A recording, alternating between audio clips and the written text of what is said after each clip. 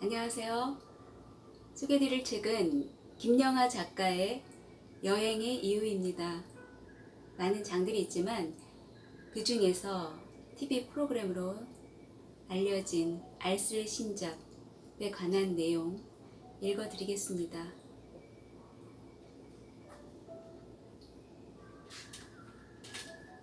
대학을 졸업할 무렵부터 그 후로 군 복무 기간을 제외하면 한 해도 거르지 않고 행장을 꾸려 여행을 떠났다.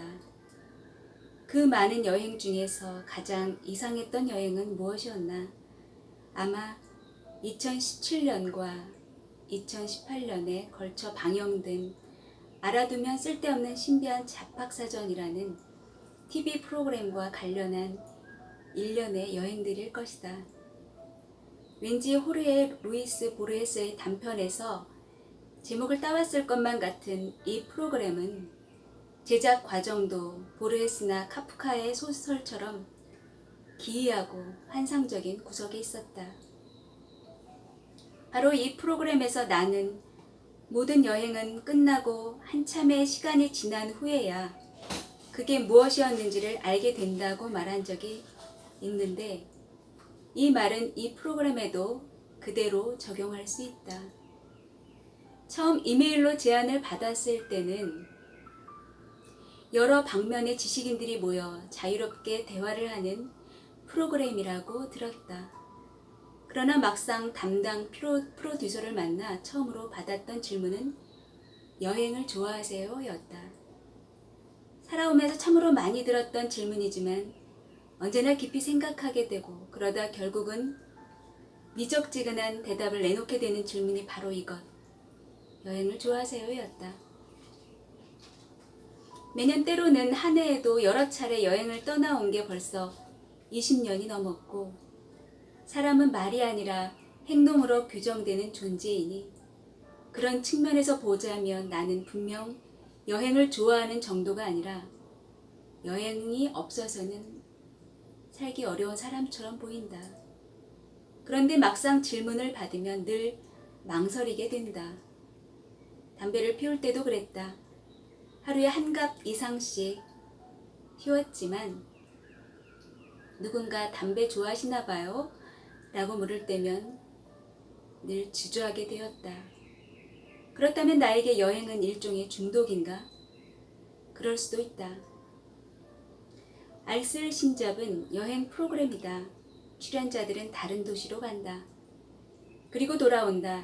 가기는 함께 가지만 도시에 도착하면 흩어져 개별적인 여행을 한다. 저녁에는 식당에 모여 대화를 한다.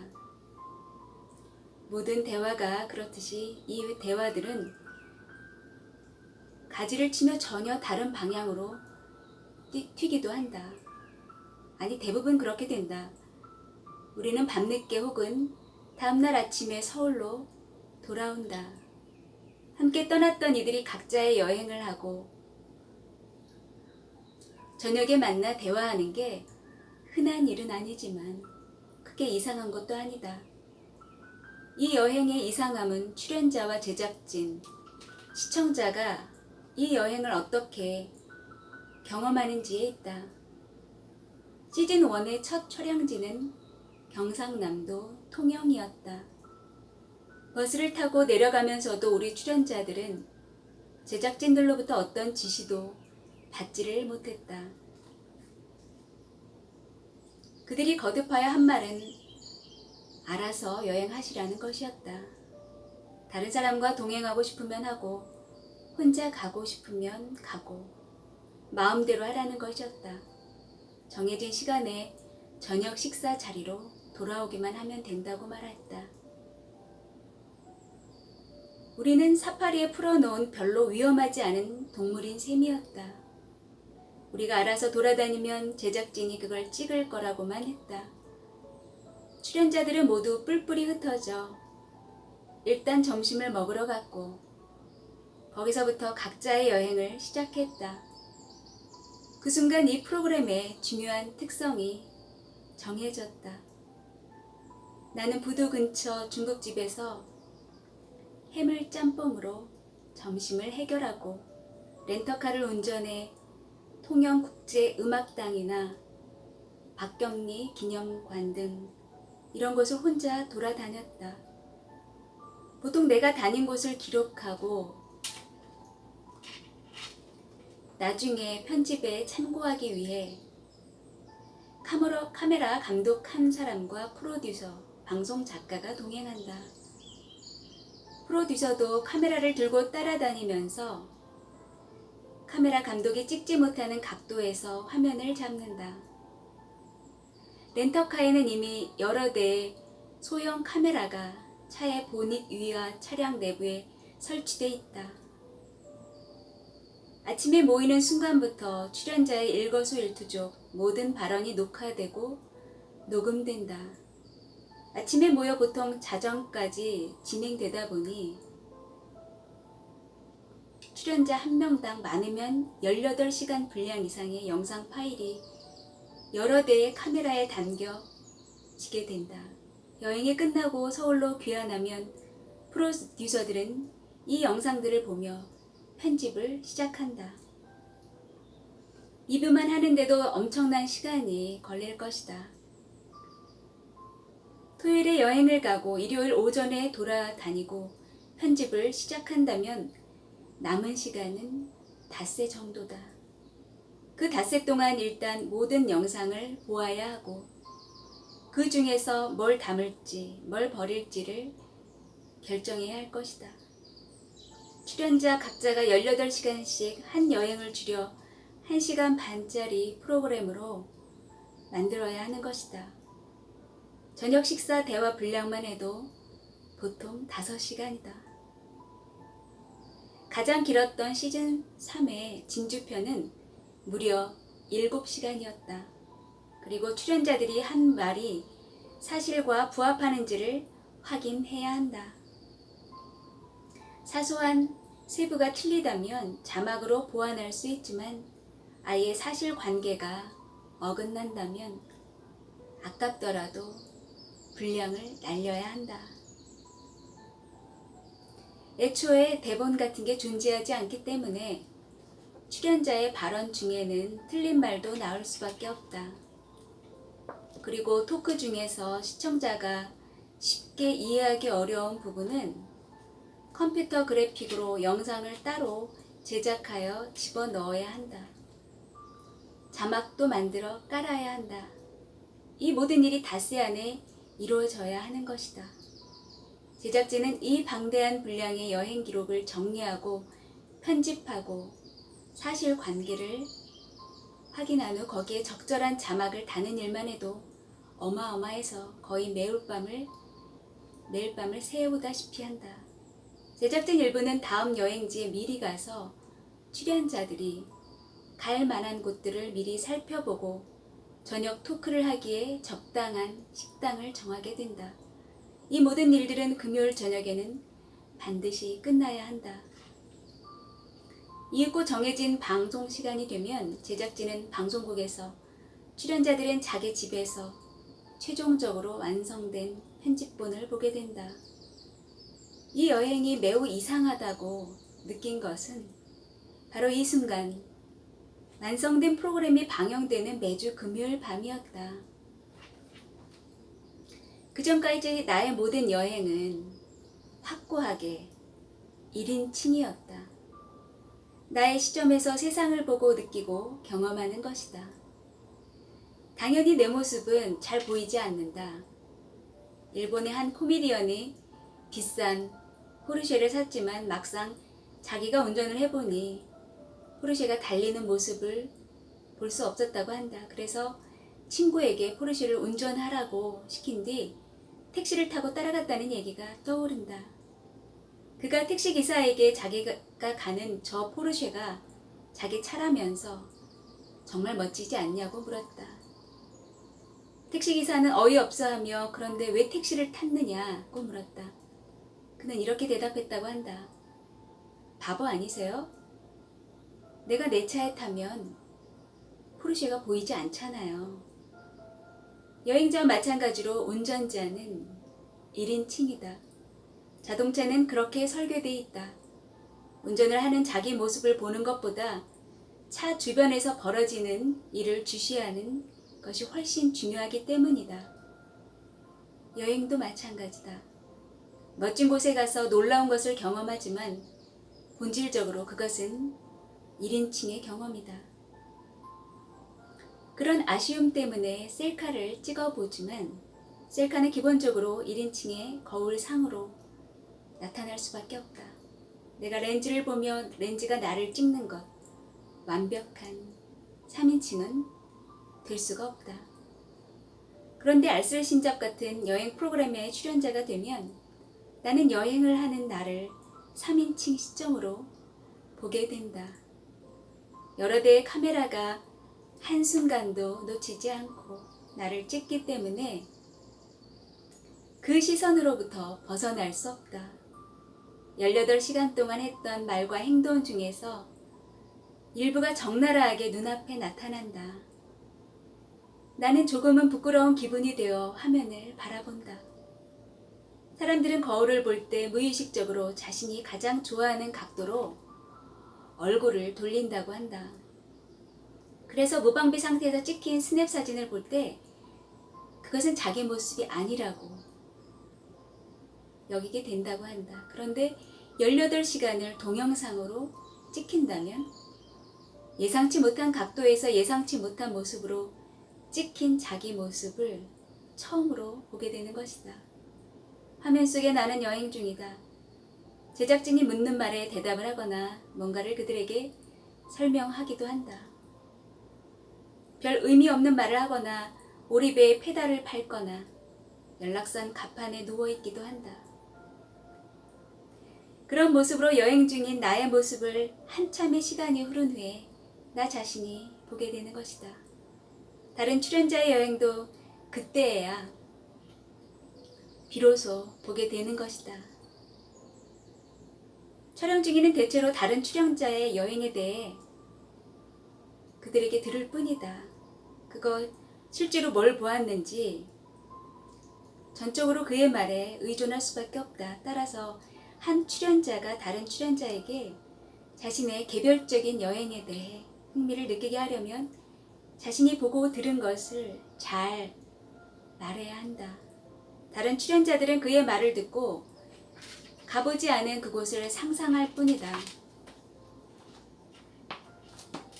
아, 그래요? 같은 반응을 보이면 여행으로서의 또 다른 이상한 점은 바로 이 간접성에 있는 것이다. 분명 함께 여행을 갔는데도 저녁 식사 자리에서 가장 많이 하게 되는 것은 다른 출연자의 여행 이야기를 듣는 것이다. 그런데 이것은 프로그램을 최종적으로 편집하는 프로듀서도 다르지 않다. 진행을 총괄하는 프로듀서와 작가는 보통 저녁 토크 장소를 세팅하면서 오후 시간을 보낸다. 가끔 출연자와 함께 하기도 하지만 그래봤자 한 출연자의 여행에 잠깐 동행하는 것이 고작이다. 총괄 프로듀서는 출연자와 동행한 카메라 감독이 찍어온 영상을 통해 여행을 간접적으로 경험한다. 그런데 그 모든 여행을 다 리뷰할 수는 없을 것이다. 18시간 곱하기 4를 하면 무려 72시간이 되는 것이다. 여기서 일종의 카프카적 상황이 발생한다.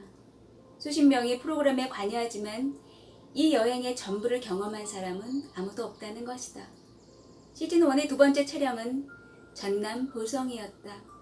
2회차를 찍고 있었지만 그때는 아직 첫 회가 송출되기 전이었다. 우리는 자유롭게 여행하고 끝없이 대화를 계속하고 있었지만 과연 이래도 되는 건가? 결과물은 과연 어떻게 나올 것인가에 관한 궁금증이 있기도 했다.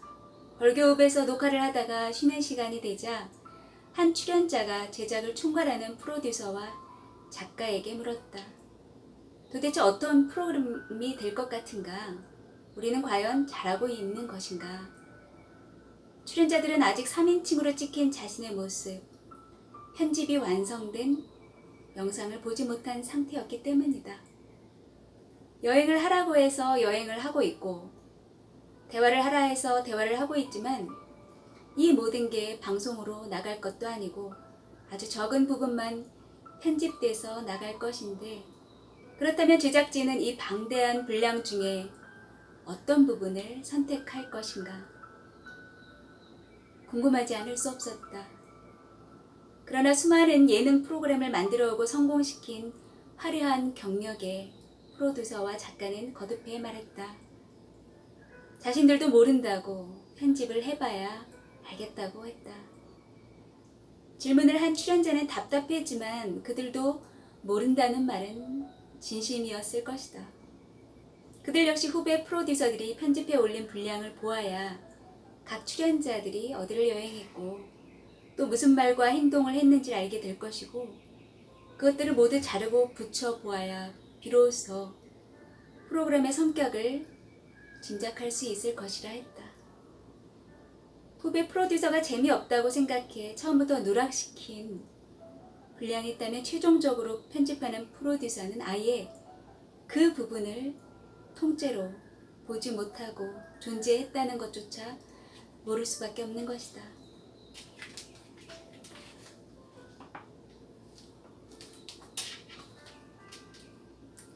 프란츠 카프카의 소설 성에는 성을 찾아가는 건축기사 K가 등장한다.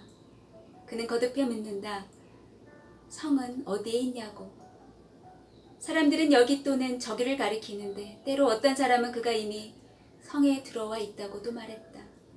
우리는 함께 어떤 프로그램을 만들고 있고 어떤 면에서는 이미 그 프로그램 안에 들어와 있다고도 한다. 그렇지만 자신이 그 프로그램 안에 어디쯤 있는지는 알 수 없다. 자신이 지금 한 말과 행동이 최종 편집을 거쳐 시청자들에게 전달될 수 있고 흔적 없이 사라져 버릴 수도 있는 것이다.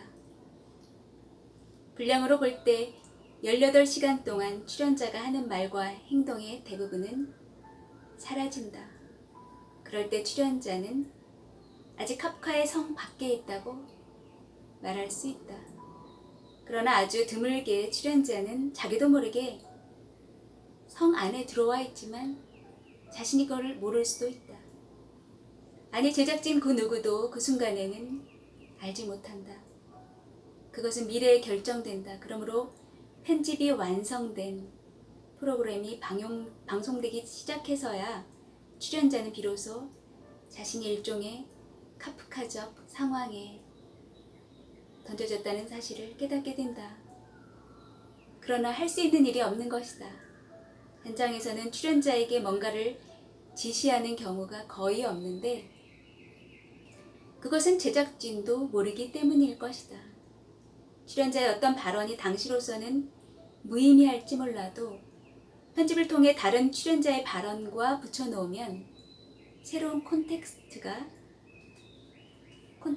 생겨날 수도 있다. 반대로 현장에서는 재밌었던 이야기도 프로그램 전체 맥락과 동떨어져 있다면 제작진은 이를 버릴 것이다. 이 모든 것은 방송을 하루나 이틀 앞두고 결정하게 될 것이다. 현장에서는 모두가 암흑과 무지 속에서 성을 찾아 나아가고 있을 뿐이다. 그러니까 알쓸신잡이라는 이 이상한 여행은 화면에서는 밝고 유쾌하고 떠들썩한 나들이처럼 보일지 몰라도 그 안으로 깊숙이 들어가면 성을 향해 나아가는 K 건축기사나 조지프 콘레드의 암흑의 핵심의 여정을 닮았다고 할 수 있다. 이런 상황 속에 던져진 출연자는 태도를 선택하지 않을 수 없다. 알쓸신잡의 출연자들은 대부분 방송 경험이 많지 않은 지식인들로 구성해 왔기 때문에 전문 방송인과는 여러 가지 면에서 다를 수밖에 없는 상황이다. 우리는 리얼리티 여행 프로그램이라는 낯선 세계에 말 그대로 던져진 것이다. 방송을 하기 전에 자신이 세계를 대해왔던 방식으로 헤쳐나갈 수밖에 없다. 어떤 출연자는 상황을 통제하고 싶어한다. 최소한 한 명 정도는 프로그램이 어떻게 편집될지를 미리 알고 있다고 가정하는 것이다. 사전에 제작진에게 프로그램의 성격과 편집 방향에 대해 묻고 방송된 프로그램은 잘 분석해서 최선의 행동을 취하려고 한다. 실험적 환경에서 변수를 통제하며 오염되지 않은 결과를 추구해왔던 출연자들은 아무래도 근대성에 기대해 이 카프카적 상황을 극복하려는 것 같았다. 반면 카프카의 관점을 따르는 출연자도 있었다. 카프카는 일련의 작품들을 통해 현대의 복잡한 시스템 속에서 누구도 자신이 어디에 있고 어디를 향해 가는지를 알기 어렵다는 것. 아니, 그 목적지가 과연 존재하기나 하는지조차 모른다고 보았다. 그런 관점에서 선택할 수 있는 태도는 일종의 불가지론이다. 어차피 알 수 없다는 것, 그것이다. 많은 것들이 그저 우연으로 결정된다는 것. 이런 태도로는 불가능한 것을 통제하려는 충동은 줄일 수 있겠지만 필연적으로 어찌할 수 없는 무력감에 사로잡히게 된다. 그래서 방송을 오래 하는 전문적인 방송인들도 두 유형으로 갈라지는 것 같았다. 한 부류는 어떻게든 프로그램에 대한 통제력을 잃지 않으려는 이들이다.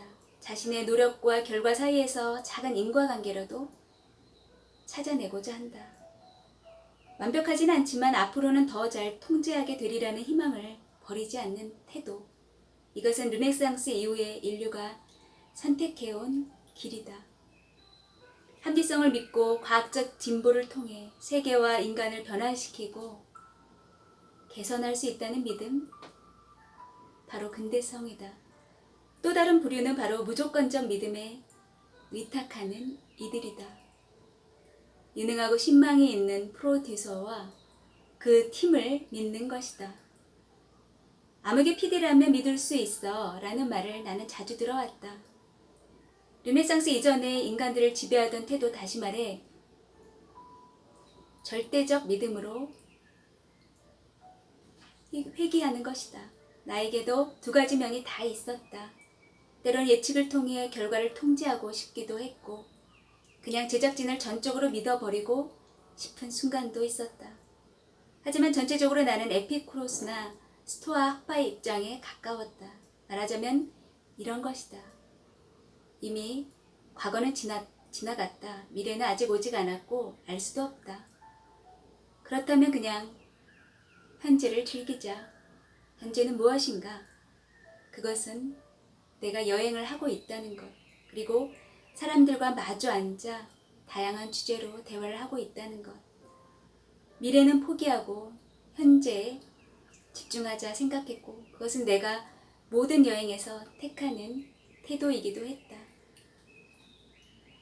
내가 여행을 정말 좋아하는 이유 중 하나는 과거에 대한 후회와 미래에 대한 불안, 우리의 현재를 위협하는 이 어두운 두 그림자로부터 벗어날 수 있기 때문이다. 여행하는 동안 우리는 일종의 위기 상황에 처하게 된다. 낯선 곳에서 잘 모르는 사람들 사이에서 먹을 것과 잘 곳을 확보하고 안전을 도모해야 한다. 오직 현재만이 중요하고 의미를 가지게 된다. 스토아 학파의 철학자들이 거듭하여 말한 것처럼 미래에 대한 근심과 과거에 대한 후회를 줄이고 현재에 집중할 때 인간은 흔들림 없는 평온의 상태에 근접한다. 여행은 오직 우리를 현재에만 머물게 하고 일상의 근심과 후회, 미련으로부터 해방시킨다. 그래서 나는 이렇게 정리했다. 그래, 나는 여행을 하고 제작진은 프로그램을 만들고 시청자는 그중 아주 일부를 보게 되겠지. 성이 어디에 있는지 찾아다니지 말고 그냥 지금 이 순간을 즐기자. 이 순간은 유일하며 다시 오지 않는 시간이다. 그러자 마음이 조금, 아니 꽤 많이 편해졌다. 시즌 1이 끝나자 한가한 날들이 다시 찾아왔다. 나는 시즌 중에는 보지 못했던 몇몇 회차들을 다시 보기로 시청하기 시작했다. 시청자의 입장에 되어 3인칭으로 나 자신을 바라보는 것도 흥미로웠지만 다른 출연자가 여행하는 모습을 보는 게 무엇보다 재미있었다. 나 역시 그 출연자가 다녀온 곳을 처음 보는 셈이었기 때문이다. 저녁 토크 장소에서 말로 듣긴 했지만 충분히 머릿속으로 그려지지는 않았던 곳.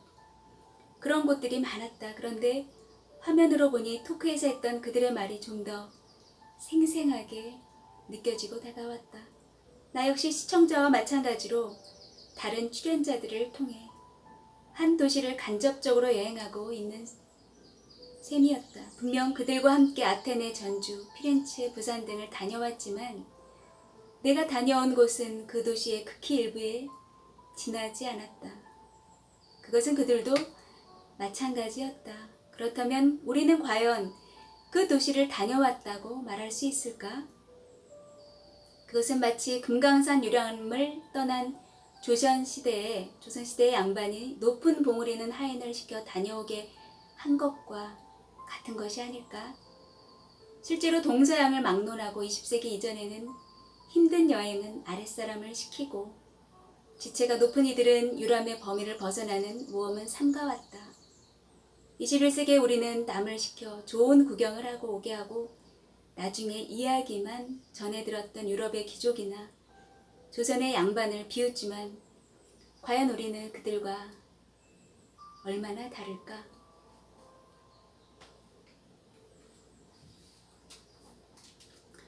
새로운 다른 장의 제목은 노바디의 여행입니다. 이 장을 간단하게 읽어드리겠습니다. 나는 일본 항공 비행기를 타고 멕시코로 날아갔다. 생각 같아 저는 이민자들의 행로를 따라 배를 타고 가고 싶었지만 그럴 수는 없었다. 멕시코까지 날아가는 여정만 해도 천신만고였다. 이 비행기는 도쿄와 밴쿠버를 둘러 승객을 태우고 가는 바람에 불과 24시간이 다 걸려서야 치안 상태 불량한 걸로 세 손가락 안에 꼽힌다는 멕시코시티 공항에 우리를 내려놓았다. 멕시코시티는 그 자체로 라틴 아메리카가 가진 모든 것을 다 품고 있었다.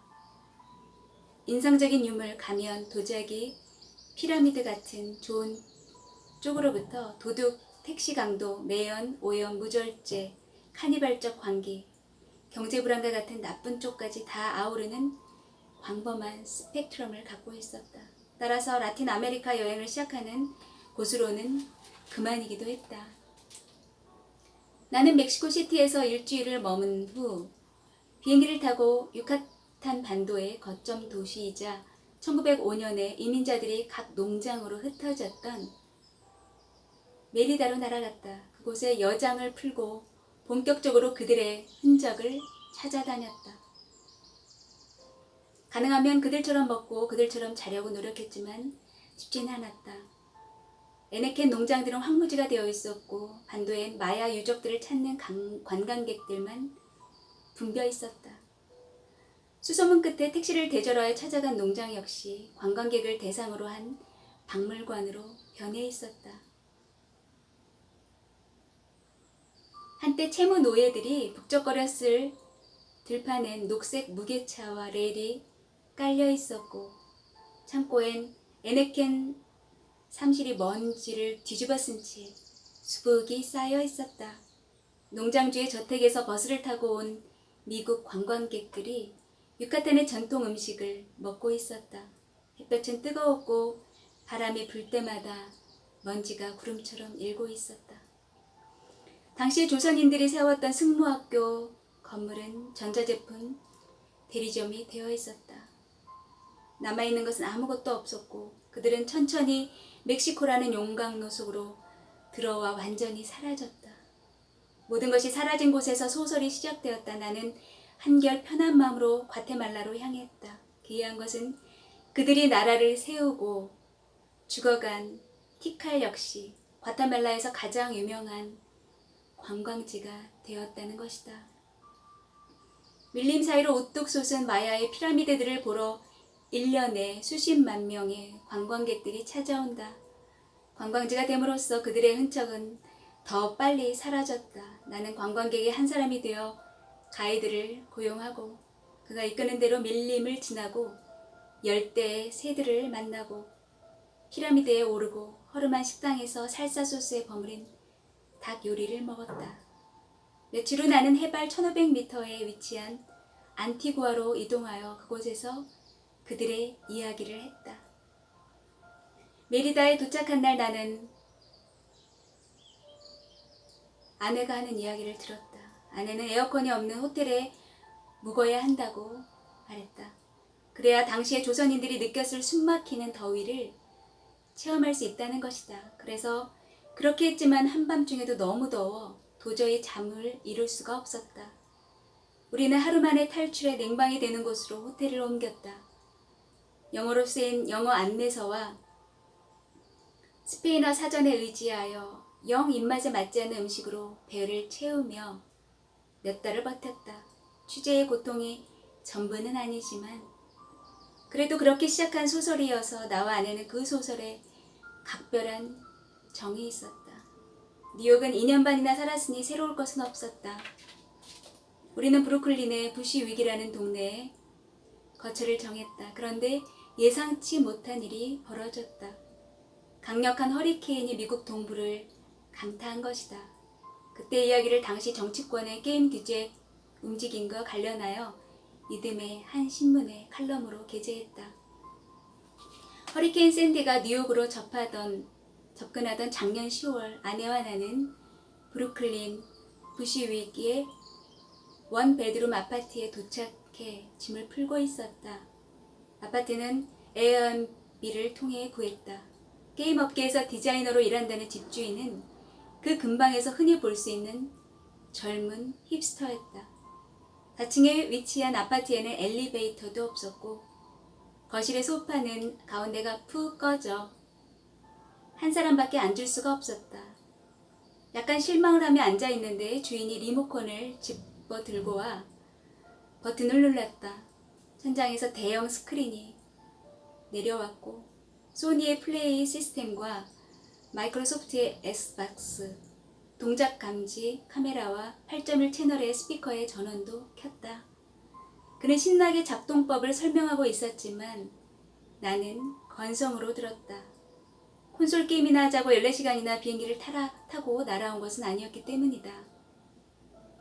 며칠 후 허리케인 샌디가 뉴저지와 뉴욕 일대를 강타했다. 사람들이 슈퍼마켓으로 몰려가 물과 파스타, 빵, 바나나를 사들였고 곳곳에 전기가 끊겼다.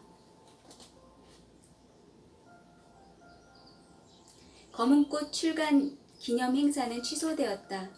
하필 샌디가 상륙하는 바로 그날 취소된 것이다. 밤이 지나면서 맨해튼과 브루클린 사이로 오가는 지하철들이 대부분 운행을 중단했다. 맨해튼으로 향하는 셔틀버스 정류장엔 수백 미터가 넘는 줄이 늘어섰다. 우린 아무데도 갈 데가 없었다. 그제서야 거실 구석에 플레이스테이션과 엑스박스가 눈에 띄었다. 그로부터 며칠 동안 나는 킬존이라는 게임 속에 살았다. 아침에 일어나자 기관총처럼 생긴 조이스틱을 들고 스크린 속의 적들을 쏘기 시작해 팔이 아파 더는 못할 때까지 계속했다. 나는 각종 타코와 코로나 맥주를 사다 먹으면서 밤까지 수천 명을 죽였다. 눈이 퀭하게 들어가고 체중이 많이 빠졌다. 돌아보면 내 인생은 온갖 중독과의 싸움이었다. 15년을 피우던 담배를 끊는 데 겨우 성공한 것은 33살 때였다. 그 전까진 침대에서도 담배를 피우는 골초였다. 빛의 제국을 쓰던 2006년 무렵에는 매일 밤 위스키와 맥주를 섞은 폭탄주를 만들어 마셨다. 그래야 잠이 들었다. 이 버릇을 고치는 데에도 또 몇 년이 걸렸다. 컴퓨터 게임들에도 쉽게 중독되었다. 20대에는 중국의 고전 삼국지를 기반으로 만든 롤플레잉 게임 삼국지에 몇 년 후에는 일상생활을 그대로 재현하는 심즈, 전략 시뮬레이션 게임인 스타크래프트에도 빠졌다. 청소년기에는 만화책이나 무협지에 과몰하게 됐다. 내가 부시유에게 아파트에서 조이스틱을 내려놓고 현실 세계로 걸어 나갈 수 있었던 것도 법과 재활센터의 도움 덕이 아니었다. 어느 날 총을 쏘다 지쳐있는 나에게 그동안 지켜만 보고 있던 아내가 다가와 물었다. 아직도 재밌어? 잠깐 생각해보고 나는 고개를 저었다니. 그렇지 않아. 그럼 나가자. 허리케인은 이미 오래전에 지나갔고 도시는 거의 완전히 복구돼 있었다. 우리는 센트럴파크에 가서 낙엽을 밟으며 산책을 했다. 청명한 뉴욕의 가을이 내 머리 위로 지나가고 있었다. 군데군데 강풍에 가지가 부러진 우람한 나무들이 보였다. 문득 게임을 하는 내내 우울했었다는, 한 번도 즐겁지 않았었다는 생각이 들었다. 죽음도 삶도 없는 그 어두운 연옥으로 다시는 돌아가지 않겠다고 나는 아내에게 말했다. 우리는 베트남 음식을 사 먹고 브루클린으로 돌아왔다. 칼럼에서는 언급하지 않았지만 미국 출판사는 허리케인이 지나가고 도시가 복구되자 행사 일정을 다시 잡자고 연락을 해왔다. 나는 그럴 필요 없다고 거절하고 계속 게임만 했다. 그들은 이해할 수 없어 했다. 무책임한 행동이었다. 14시간을 비행기를 타고 지구 반대편으로 온 작가는 왜 브루클린의 아파트에 틀어박혀 모습을 드러내지 않는단 말인가. 시간이 많이 흐른 후에야 그 시기에 내가 겪은 것이 단순한 게임 과몰입이 아니라 가벼운 우울증이었을 수도 있다는 생각이 들었다. 인생이 뜻대로 풀리지 않던 시절이면 나는 무엇이든 쉽게 중독되어 자신을 잊기를 바랬다. 뉴욕에서도 그랬을 것이다. 도착하자마자 허리케인을 만났고 검은꽃 영업하는 출판사의 노력에도 불구하고 별 반응 없이 묻혀버렸다. 미국은 책이 출판되기 몇 달 전부터 리뷰 카피가 돌기 때문에 책이 서점에 깔리기 전에 이미 어느 정도 독서계의 반응을 예상할 수 있다. 미국의 독자들은 한국의 작가가 100년 전 멕시코를 배경으로 쓴 이민사 이야기에 별 관심을 보이지 않았다. 미국에서 출간된 전작들 나는 나를 파괴할 권리가 있다. 빛의 제국에 비하면 아무 반응이 없다시피 했다. 좌절은 공격성으로 이어졌을 것이고 마침 나의 손에는 조이스틱이 쥐어 있었고 나는 스크린에 나타나는 적들을 향해 원없이 총을 쏘아댔다. 조이스틱을 내려놓은 뒤부터 아내와 함께 우리가 그렇게 좋아하던 센트럴파크에 나가 자주 걸었다. 자연은 그대로 거기 있었다. 그들은 내가 누구인지도 모르고 상관하지도 않았다. 다만 우주의 시간표에 따라 변화하고 있을 뿐이었다.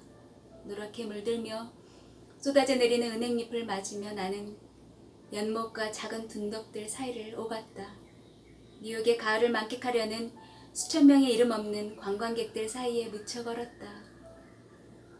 몇 주 동안 겪은 어둠이 천천히 녹아 사라졌다. 사실 뉴욕에 와서 잃은 것은 아무것도 없었다. 잠시 아무것도 아닌 자가 되었을 뿐이다. 나는 돌아와 새 소설을 시작해 이듬해 여름에 출간했다. 한때 무시무시했던 살인자가 자기가 누구인지조차 잊어버리게 되는 노바디 중에 노바디가 되어버린다는 이야기였다.